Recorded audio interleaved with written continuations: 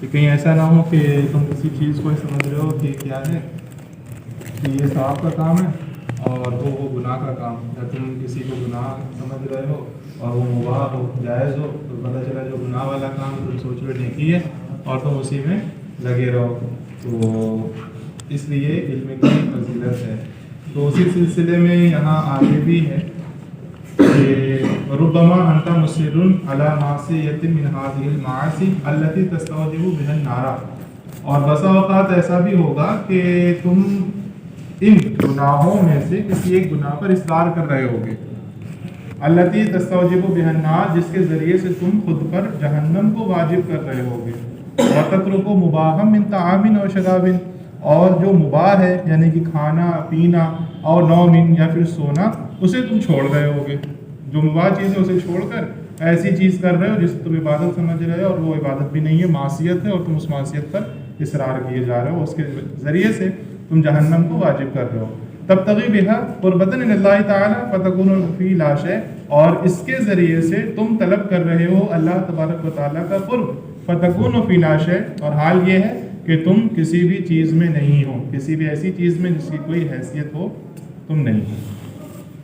واشد من ذالک کلہ انک تکون فی اصل العمل، اور ان سب میں سب سے زیادہ جو سخت ہے وہ یہ کہ تم حد سے زیادہ امید میں لگ جاؤ۔ امید ٹھیک ہے، ایک حد تک امید ٹھیک ہوتی ہے، لیکن طول عمل فی اصل العمل کے سرے سے امید پہ ہی تم ٹک جاؤ کہ اس فلاں فلاں چیز کی امید باندھ لو۔ والعمل معصیۃ محضۃ، اور حد سے زیادہ امید یہ صرف اور صرف معصیت اور گناہ ہے۔ فتظنہ نیت خیر، تو تم تو اسے یہ سمجھ رہے ہو کہ یہ تو اچھی نیت ہے، بھلائی کی نیت ہے کہ ہم 20 سال تک جئیں گے اور طرح طرح کی عبادت کریں گے، یہ کریں گے وہ کریں گے، اور 20 سال تک جیو گے، یہ تو بلا وجہ کہ تم نے حد سے زیادہ امید باندھ دی، تو یہ بھی کوئی تمہاری اچھی نیت نہیں، اور تم سوچ رہے ہو کہ نیت خیر ہے۔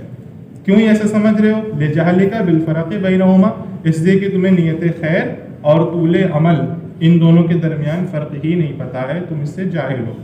وتقاربہما فی بعض الوجوہ، اور اس لیے کہ ان دونوں کے درمیان بہت قریب کا فاصلہ ہے، وتقاربہما کہ یہ دونوں چیزیں ایک دوسرے سے بہت قریب ہیں، فی بعض الوجوہ چند چیزوں میں، تو تم سوچ رہے ہو اس کو نیت خیر اور وہ ہے معصیت محض۔ وَكَذَلِكَ تَكُونُ فِي جَزْعٍ وَسَخْطٍ فَتَظُنُّ تَضَرُّعًا وَابْتِلَاءً إِلَى اللَّهِ عَزَّ وَجَلَّ، اور یوں ہی تم رہ جاؤ گے کس میں؟ فی جزعٍ، بے چینی میں، وسخط اور بے قراری میں، تو اور یوں ہی تم رہ جاؤ گے بے چینی اور بے قراری میں، فتظنہ تضرعا، اور تم اسے سمجھ رہے ہو گریہ و زاری، ہو بے چینی میں اور تم سمجھ رہے ہو کہ یہ اللہ تعالیٰ کی بارگاہ میں گریہ و زاری ہے، وابتہالا الی اللہ عز وجل، اور اللہ عز وجل کی بارگاہ میں لو لگانا ہے، اور ہے کیا؟ یہ جزا اور سخت ہے۔ تو جب ایسا حال ہوگا، ہے کچھ اور تم سوچ کچھ اور رہے ہو، تو یہ کیا ہو جائے گا؟ وَتَكُونُ فِي رِيَاءٍ مَحْضٍ، تو ایسی صورت میں تم خالص ریاکاری میں مبتلا ہو جاؤ گے۔ وَتَحْسَبُهُ حَمْدًا لِلَّهِ سُبْحَانَهُ اور دعوةً لِلنَّاسِ إِلَى الْخَيْرِ، اور تم سمجھ کیا رہے ہوگے؟ تم اسے سمجھ رہے ہوگے کہ یہ تو اللہ سبحانہ وتعالیٰ کی حمد ہے، یا پھر لوگوں کو نیکی کی دعوت دینا ہے، تو ہو لگا نہیں ایسا۔ فَتَأْخُذُ تَعُدُّ عَلَى اللَّهِ سُبْحَانَهُ الْمَعَاصِيَ بِالطَّاعَةِ، تو ایسی صورت میں تم اللہ سبحانہ وتعالیٰ پر جو معصیتیں ہیں ان کو شمار کرو گے کیا؟ بطاعت، طاعت اور بندگی شمار کرو گے، یعنی وہ چیزیں جو اللہ رب العزت کی معصیت ہیں ان چیزوں کو تم طاعت و بندگی شمار کرنا شروع کر دو گے۔ وَتَحْتَسِبُ الثَّوَابَ الْعَظِيمَ فِي مَوَاضِعِ الْعُقُوبَاتِ، اور تم سوچو گے کہ بڑا ثواب ملے تم کو، کہاں؟ فی مواضع العقوبات، ان مواقع پر جو سزا کے مواقع ہیں، جو سزا کے مواقع ہیں وہاں پہ تم بڑے ثواب کی امید کرو گے۔ فَتَكُونُ فِي غُرُورٍ عَظِيمٍ، تو ایسی صورت میں تم بڑے دھوکے میں رہو گے۔ وَغَفْلَةٍ قَبِيحَةٍ، اور بہت بری غفلت میں رہو گے۔ وَهَٰذِهِ وَاللَّهِ مُصِیبَةٌ فَظِیعَةٌ، اور یہ اللہ کی قسم بہت بڑی مصیبت ہے، لِلْعَامِلِينَ مِنْ غَيْرِ عِلْمٍ، ایسے عابدوں کے لیے جو بغیر علم کے عمل کرتے ہیں۔ فظیعہ معنی بڑی گھبراہٹ والی چیز، ہاں، اور یہاں فضا یفزع سے، ہے نا، گھبراہٹ والی بڑی. ثم مع ذلك كله، پھر ان سب چیزوں کے ساتھ ان للاعمال الظاہرۃ علائق من المسائل الباطنۃ، جو اعمال ظاہرہ ہیں ان کا تعلق ہے من المسائل الباطنہ، باطنی یعنی باطنی اعمال سے، باطنی امور سے. تصلحها و تفسدها، جو باطنی امور ان اعمال ظاہرہ کو یا تو صحیح کر دیتے ہیں و تفسدها اور بگاڑ دیتے ہیں. نیت اچھی ہے تو پھر عمل جو ظاہر طور پر کیا وہ صحیح ہے، اور اگر نیت نہیں اچھی ہے تو عمل کرتے رہو، وہ اسے بگاڑ دیں گے.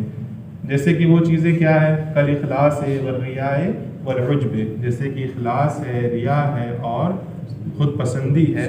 وذکر المنت وغیرہ، اور جو اللہ کی نعمت احسان ہے اس کا ذکر، اور اس کے علاوہ بہت ساری چیزیں وغیرہ، یعنی کہ من المسائل باطنہ، کہ وہ چیزیں جو باطنی امور سے ہیں. فمن لم یعلم هذه المسائل الباطنہ ووجوہ تاثیرها فی العبادات الظاہرہ وکیفیت الاحتراز منها وحفظ العمل عنها فقلما یسلم له عمل الظاہر ایضا. تو جس کو نہ معلوم ہو هذه المسائل الباطنہ، یہ باطنی اعمال، یہ باطنی امور جو نہ جانتا ہو، ووجوہ تاثیرہ فی العبادات الظاہرہ، اور ظاہری عبادتوں میں ان کی تاثیر کے طریقوں کو، وکیفیت الاحتراز منها، اور ان سے حفاظت کی کیفیت، وحفظ العمل عنها، اور ان سے عمل کے محفوظ کرنے کی کیفیت. من لم یعلم، جو نہ جانتا ہو، فقلما یسلم له عمل الظاہر ایضا، تو بہت ہی کم ایسا ہوگا کہ اس کے لیے جو عمل ظاہر ہے، ظاہری عمل محفوظ رہے، سلامت رہے. تو ایسی صورت میں کیا ہوگا، فتفوتہ طاعات الظاہر والباطن، تو ایسی صورت میں ظاہری عبادتیں اور باطنی اعمال سب کے سب اس سے فوت ہو جائیں گے، چھوٹ جائیں گے. فلا یبقى بیدہ غیر الشقاء والکد، تو اس کے ہاتھ میں نہیں باقی رہ جائے گا سوائے بدبختی اور محنت کے، یا پھر شقا سے محنت اور قد سے مشقت. تو اس کے ہاتھ میں صرف اور صرف محنت اور مشقت ہی باقی رہ جائے گی. وَهَذَا هُوَ الْخُسْرَانُ الْمُبِينُ، اور یہ تو بہت ہی کھلا ہوا گھاٹا ہے، بڑا خسارہ ہے.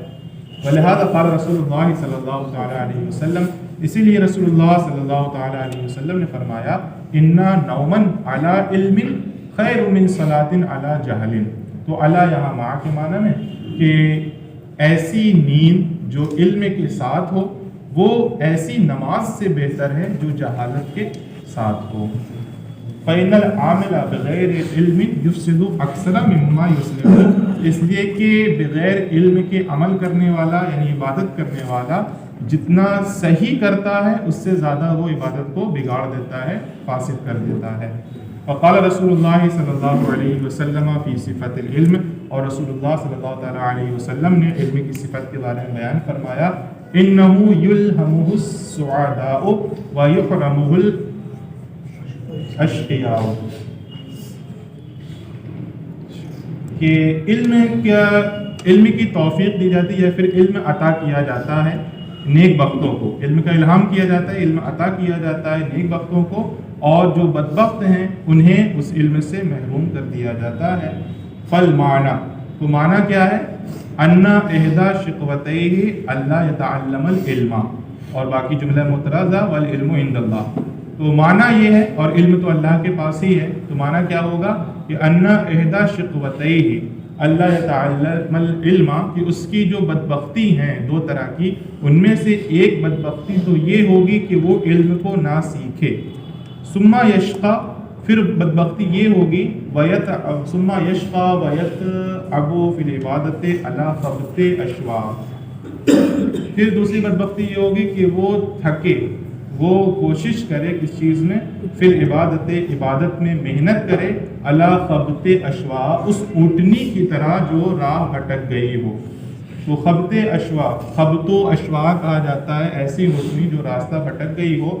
تو اس انسان کے لیے بھی یہی لفظ استعمال کیا جاتا ہے جو بے سوچے سمجھے کام کر رہا ہو یا پھر کسی ایسے راستے پر نکل گیا ہو جہاں اس کو کچھ عطا پتہ نہ ہو، تاریک راستے پر جہاں کوئی منزل کا نشان نہ ہو، کچھ دلالت نہ ہو، تو اس کو بھی کہا جاتا ہے کہ وہ خبط اشوا ہے، یعنی کہ وہ ایسے کام میں چلا گیا ہے جس میں کوئی رہنمائی نہیں ہے، وہ بے سوچے سمجھے کام کرتا ہے، تو وہ بدبخت ہو جائے گا، محنت و مشقت کرے گا، وَيَتْعَبُ فِي الْعِبَادَةِ، اور عبادت میں محنت کرے گا، عَلَى خَبْطِ اشوا، بغیر سوچے سمجھے، فَمَا يَكُونُ لَهُ مِنْ ذَلِكَ إِلَّا الْعَنَاءُ، تو ما یکون لہو، اس کے لیے نہیں ہوگا، من ذالک، اس میں سے، لیکن کیا، کلفت اور مشقت، تو اس معاملے میں، اس چیز میں سے اس کو صرف اور صرف مشقت ہی حاصل ہوگی۔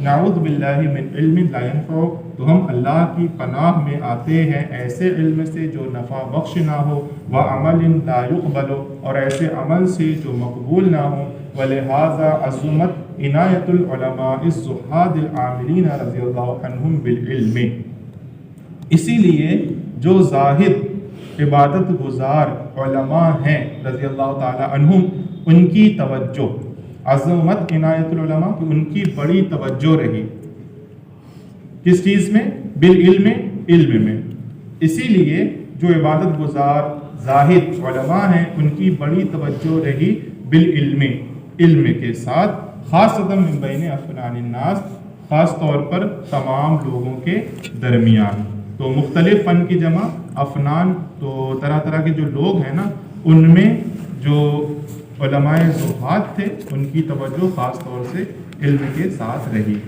فَإِنَّ مَدَارَ أَمْرِ الْعُبُودِيَّةِ وَمَلَاكِ الْعِبَادَةِ وَالْخِدْمَةِ لِلَّهِ رَبِّ الْعَالَمِينَ عَلَى الْعِلْمِ، اس لیے کہ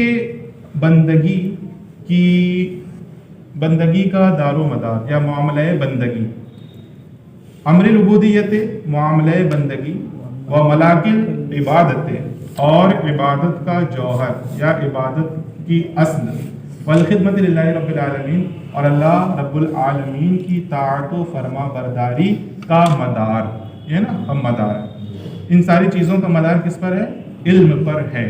وَهَكَذَا يَكُونُ نظر اُولی الابصار، اور عقل مندوں کی نظر، عقل مندوں کا غور و فکر، ہاکذا یکونو، اسی طرح ہونا بھی چاہیے، وَأَهْلِ التَّائِيدِ وَالتَّوْفِيقِ، اور جو اللہ رب العزت کی تائید اور توفیق یافتہ ہیں ان کی نظر ایسی ہی ہونی چاہیے کہ علم پر زیادہ توجہ ان کی ہو۔ فَإِذَا تَبَيَّنَ لَكَ بِهَذِهِ الْجُمْلَةِ أَنَّ الطَّاعَةَ لَا تَحْصُلُ لِلْعَبْدِ وَلَا تَسْلَمُ لَهُ إِلَّا بِالْعِلْمِ، تو جب ان ساری باتوں سے آپ کے لیے یہ بات واضح ہو گئی کہ أَنَّ الطَّاعَةَ لَا تَحْصُلُ لِلْعَبْدِ، کہ اطاعت و بندگی بندے کو حاصل نہیں ہوگی، وَلَا تَسْلَمُ لَهُ، اور نہ اس کے لیے محفوظ رہے گی، مگر صرف علم سے، فَيَلْزَمُ إِذًا تَقْدِيمُهُ فِي شَأْنِ الْعِبَادَةِ، تو ایسی صورت میں لازم ہے اس کو مقدم کرنا، اس کو آگے رکھنا عبادت کے معاملے میں۔ تو یہ پہلی جو چیز بتائی تھی کہ علم کو مقدم کرنا عبادت پر کیوں ہے، اب آگے دوسری وجہ کہ علم کو عبادت پر مقدم کرنا کیوں ضروری ہے۔ وَأَمَّا الْخَصْلَةُ الثَّانِيَةُ الَّتِي تُوجِبُ تَقْدِيمَ الْعِلْمِ، اور وہ عادت، یعنی علم کی وہ عادت، علم کا وہ طریقہ، اما الخصلۃ الثانیہ، رہا دوسرا طریقہ، دوسری بات، التی تجب تقدیم العلم، جو علم کو عبادت پر مقدم کرنا ضروری قرار دیتی ہے یا وہ طریقہ ضروری قرار دیتا ہے، فہی ان العلم النافع یثمر خشیۃ اللہ تعالی و محابتہ، کہ علم نافع اللہ تعالیٰ کی خشیت اور اس کے خوف کا فائدہ پہنچاتا ہے۔ قال اللہ تعالیٰ، اللہ تعالیٰ نے فرمایا، انما یخشی اللہ من عبادہ العلماء، کہ اللہ سے اس کے بندوں میں صرف علماء ہی ڈرتے ہیں۔ تو لوگ چاہے کچھ بھی کہیں، اللہ تعالیٰ نے فیصلہ فرما دیا کہ اللہ سے جو حقیقت میں ڈرنے والے ہیں، جیسا ڈرنا چاہیے، وہ وہی ہوں گے جو عالم ہوں گے۔ اب وہ نہیں ضروری کہ فقیہ ہوں، یعنی اللہ تعالیٰ کی ذات اور اس کی صفات کی معرفت رکھنے والے ہوں، اور وہ وَذَلِكَ أَنَّ من لم يعرف حق معرفته لم يحبه حق محابته ولم يعظمه حق تعظیمه وحرمته. اور ایسا کیوں ہے؟ تو ایسا اس وجہ سے ہے کہ من لم يعرف حق معرفته، جس نے اس کو نہیں پہچانا جیسا کہ اس کو پہچاننے کا حق ہے، تو لم يحبه حق محابته، تو وہ اس سے نہیں ڈرے گا جیسا اس سے ڈرنا چاہیے، ولم يعظمه، اور اس کی تعظیم بھی نہیں کرے گا جیسا اس کی تعظیم کا حق اور اس کی حرمت کا حق ہے. فبالعلم يعرفه ويعظمه ويهابه، تو علم کی وجہ سے ہی وہ اللہ کو پہچانتا ہے، اس کی تعظیم کرتا ہے، اس سے ڈرتا ہے. فصار العلم يثمر الطاعة كلها، تو علم ہی ہے جو تمام طرح کی طاعت و بندگی کا پھل دیتا ہے، یعنی تمام طرح کی طاعت و بندگی کا باعث اور سبب ہے. وَيَحْجُزُ عَنِ الْمَعْصِيَةِ كُلِّهَا بِتَوْفِيقِ اللَّهِ تَعَالَى، اور علم ہی ہے جو تمام طرح کے گناہ سے روکنے والا ہے، لیکن خود نہیں، بِتَوْفِيقِ اللَّهِ تَعَالَى، اللہ رب العزت کی توفیق سے. وَلَيْسَ وَرَاءَ هَذَيْنِ مَقْصَدٌ لِلْعَبْدِ فِي عِبَادَةِ اللَّهِ سُبْحَانَهُ وَتَعَالَى. تو اب یہ کہہ رہے ہیں کہ آخر اگر کوئی بندہ اللہ تعالیٰ کی عبادت کر رہا ہے تو اس کا مقصد کیا ہے؟ کہ خشیت ہو، اللہ تعالیٰ کی تعظیم. تو ولیس وراء ہذین، کہ ان دونوں چیزوں کے علاوہ لیسا مقصد للعبد، بندے کا کوئی مقصد نہیں ہوتا ہے فی عبادت اللہ سبحانہ وتعالی، اللہ تعالیٰ کی عبادت کرنے میں. اللہ تعالیٰ کی عبادت کیوں کرتے ہیں؟ یا تو ڈر ہوتا ہے کہ اللہ تعالیٰ اگر ہم نہیں کریں گے تو اللہ تعالیٰ سزا دے گا، یا پھر اس کی تعظیم کہ اللہ تعالیٰ کی طرح طرح کی نعمتیں ہیں، تو ایسی صورت میں اس کی تعظیم اسی طور پر ہو پائے گی کہ ہم اس کی عبادت کریں. ان دونوں چیزوں کے علاوہ بندے کا عبادت کرنے میں کوئی مقصد نہیں ہوتا ہے، اور یہ چیز کہاں سے ہوگی؟ علم سے. فعلیک بالعلم، تو تم پر علم کا حصول ضروری ہے. ارشدک اللہ یا سالک طریق الآخرہ، تو اے وہ شخص جو راہ آخرت میں چل رہا ہے، ارشدک اللہ، اللہ تعالیٰ تجھے تیری رہنمائی فرمائے. اولا کل شیء، ہر چیز سے. فعلیک بالعلم، اچھا یہ ہے اس میں فعلیک بالعلم اولا کل شیء، تو تم پر علم کا حاصل کرنا ضروری ہے ہر چیز سے پہلے. ارشدک اللہ یا سالک طریق الآخرہ، تو اے آخرت کے طریقے پر چلنے والے، اللہ تعالیٰ تیری اس سلسلے میں رہنمائی فرمائے. واللہ ولی التوفیق بفضلی و رحمتی، اور اللہ ہی توفیق عطا فرمانے والا ہے اپنے فضل سے اور اپنی رحمت سے. ولعلک ان تقول، اور ہو سکتا ہے کہ تم یہ کہو کہ قد ورد الخبر عن صاحب الشرع صلوات اللہ علیہ وسلم انه قال طلب العلم فریضۃ علی کل مسلم، کہ صاحب شریعت ان پر اللہ تعالیٰ کی ڈھیروں رحمتیں اور سلامتی ہو، کہ ان سے یہ حدیث وارد ہوئی ہے کہ حضور نے فرمایا کہ علم کا طلب کرنا فرض ہے ہر مسلمان پر. فمل علم الذی طلبہ فرض لازم، تو آخر وہ کون سا علم ہے، یعنی کتنی مقدار ہے کہ جس کا طلب کرنا فرض لازم ہے، ضروری طور پر فرض ہے. ومل حد الذی لا بد للعبد من تحصیلہ فی امر العبادت، ومل حد الذی، اور وہ کتنی مقدار ہے لا بد للعبد من تحصیلہ، جس کا حاصل کرنا بندے کے لیے ضروری ہے عبادت کے سلسلے میں. فعلم، تو جان لیجئے کہ ان العلوم التي طلبها فرض فی الجملۃ ثلاثۃ، کہ وہ علوم کہ جن کا طلب کرنا فرض ہے فی الجملہ تمام چیزوں میں، الثلاثۃ وہ تین ہیں. علم التوحید، علم توحید ہے، و علم السر، اور علم سر ہے. اب علم سر سے کیا مراد ہے؟ عانی بھی، یعنی کہ علم سر سے مراد میری ما یتعلق بالقلب و مساعیہ، وہ علم ہے جس کا تعلق دل سے اور دل کے امور سے ہو. و علم الشریعت، اور تیسرا کیا ہے؟ علم شریعت. واما حد، کیا ہوا بھائی؟ واما حد ما یجب من کل واحد منہا، تو اب رہ گئی بات کہ ان میں سے ہر ایک میں کتنے مقدار ضروری ہے. واما حد ما یجب، جو ضروری ہے، تو ان میں سے ہر ایک میں جو ضروری ہے اس کی مقدار. فالذی یتعین فرضہ من علم التوحید مقدار ما تعرف به اصول الدین. فالذی یتعین فرضہ، تو وہ جس کا فرض متعین ہے، کس میں سے؟ من علم توحید، علم توحید میں سے، یعنی علم توحید میں سے جتنا حاصل کرنا فرض ہے وہ کیا ہے؟ مقدار و ما، اتنی مقدار متعین ہے. تعرف بھی اصول الدین، کہ جس کے ذریعے سے تم دین کے اصول جان لو. اور وہ دین کے اصول کیا، اور وہ مقدار کیا؟ وهو أن لك إلها عالما وقادرا حيا مريدا متكلما سميعا بصيرا واحدا لا شريك له متصفا بصفات الكمال متنزها عن النقصان والزوال ودلالات الحدوث. اور وہ یہ کہ تمہارا ایک ایسا معبود ہے جو عالم ہے، قادر ہے، زندہ ہے، ارادہ فرمانے والا، تکلم فرمانے والا، سمیع ہے، بصیر ہے، ایک ہے، یکتا ہے، اس کا کوئی شریک نہیں، وہ تمام صفات کمالیہ سے متصف ہے اور ہر طرح کے نقصان اور زوال اور دلالات حدوث سے پاک ہے، منزہ ہے، منفردا بالقدم عن کل محدث، ہر حادث سے وہ قدیم ہے اور اس قدم میں وہ منفرد ہے. وَأَنَّ محمد صلی اللہ علیہ وسلم عبدہ ورسولہ، اور یہ کہ محمد صلی اللہ تعالیٰ علیہ وسلم اس کے بندے اور اس کے رسول ہیں. الصادق فیما جاء بہ عن اللہ سبحانہ وتعالی، اور سچے ہیں ان ساری چیزوں میں جو وہ اللہ سبحانہ وتعالی کے پاس سے لائے ہیں. وفیما ورد علی لسانہ من امور الآخرہ، اور سچے ہیں ان ساری باتوں میں جو ان کے زبان پر وارد ہوئیں، ان کی زبان پر جاری ہوئیں امور آخرت میں سے. تو یہ علم توحید میں سے. ثم مسائل فی شعائر السنت تجب معرفتها وإياك أن تبتدع فی دین اللہ تعالی ما لم یأت به کتاب. پھر شعائر سنت، جو سنت کے شعار ہیں، ان کے مسائل، تجب معرفتها، ان کی معرفت بھی ضروری ہے.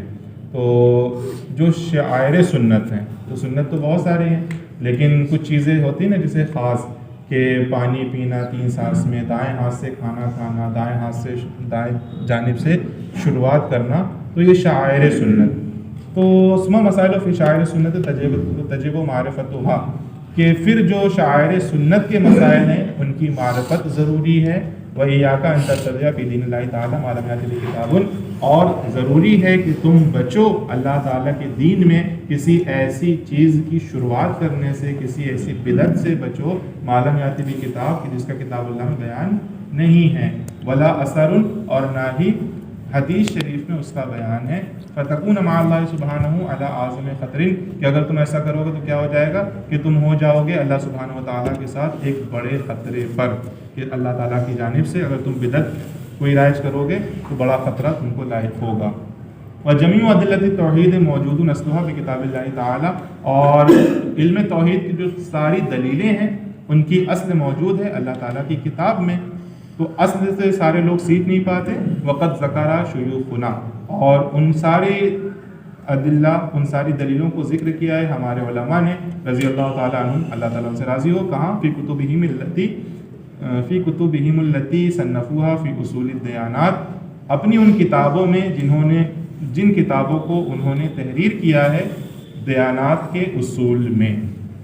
وعلی الجملہ، خلاصہ کلام یہ کہ کل ما لا تأمن الہلاک مع جہلہ فطلب علمہ فرض، کہ ہر وہ چیز، وہ ساری چیزیں لا تأمن الہلاک، جو ہلاکت سے محفوظ نہ ہو، مع جہلہ، جہالت کی وجہ سے، فطلب علمہ، تو ان ساری چیزوں کا علم حاصل کرنا فرض ہے. لا یسوغ لک ترکہ، تیرے لیے ان چیزوں کا چھوڑنا بالکل بھی مناسب نہیں. فہذہ وباللہ توفیق، تو اسے اچھی طرح تم ذہن میں بسا لو. وباللہ توفیق، اور اللہ کی جانب سے ہی توفیق ہے.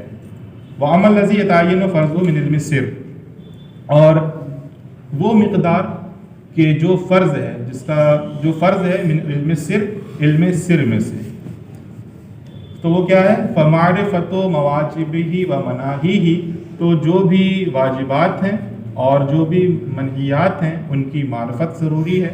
حتی یحصل لک تعظیم اللہ تعالی والاخلاص له والنیت وسلامۃ العمل، یہاں تک کہ تمہیں حاصل ہو جائے اللہ تعالیٰ کی تعظیم اور اس کے لیے اخلاص اور نیت اور سلامتی عمل کی سلامتی. وعامۃ ذالک یاتی فی کتابنا ھذا انشاءاللہ تعالی، اور ان میں جو عام چیزیں ہیں نا، زیادہ تر چیزیں وہ ہماری اس کتاب میں انشاءاللہ آگے آ جائیں گی. وَأَمَّا مَا يَتَعَيَّنُ مِنْ عِلْمِ الشَّرِيعَةِ، اور وہ چیز جو علم شریعت میں سے متعین ہے، یعنی جس کا فرض حاصل کرنا فرض ہے. فَكُلُّ مَا تَعَيَّنَ عَلَيْكَ فَرْضُ فِعْلِهِ، تو وہ ہر چیز ہے کہ تمہارے اوپر جس کا کرنا فرض ہے. تو وجب علیک معرفتہ، تو اس کی معرفت بھی تمہارے لیے ضروری ہے، لتؤدیہ، تاکہ تم اسے ادا کر سکو، کالطہارۃ والصلاۃ والسلام، صلاۃ والصیام، جیسے کہ طہارت ہے، نماز ہے اور روزہ ہے، وعمل حج والجہاد، تو یہ جو تین چیزیں ہیں ان کی ادائیگی ضروری ہے، لہٰذا ان چیزوں کی جو معرفت ہے، ان کے جو مسائل ہیں وہ بھی حاصل کرنا ضروری ہے۔